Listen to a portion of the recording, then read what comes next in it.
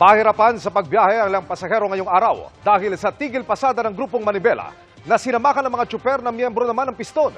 Gusto nilang i-extend ang deadline para bumuo ng mga kooperatiba.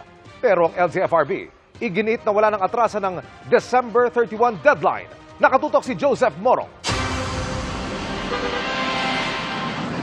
Sa Novaliches, may ilang pasaherong nahirapang sumakay sa ikalawang araw ng tigil pasada ng grupong Manibela. May ilang miyembro din ng grupong Piston ang sumama kahit nagtapos na kahapon ang kanilang 3 araw na tigil pasada.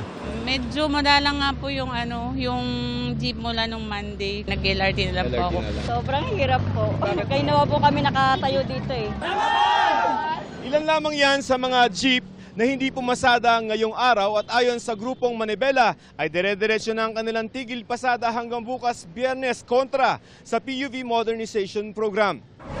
Si Nelson na hindi sumama sa tigil pasada nag-consolidate noong 2021, bumili na sila ng 2 modern jeep o minibus na 2.6 million pesos isa.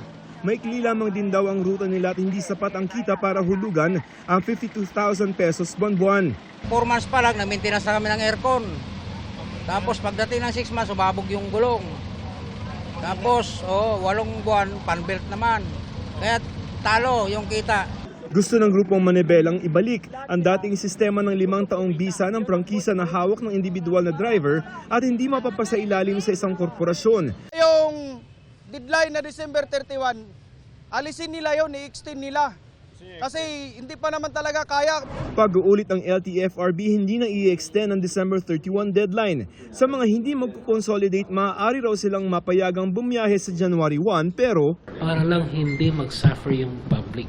Pag mayroong pumasok na kooperatiba doon sa route na tinatakbuhan mo, you may lose that franchise. Kaya payo ng LTFRB, magpahayag lamang silang gusto nilang mag-consolidate at sapat na ito para hindi agad mawala ng bisa ang kanilang prangkisa.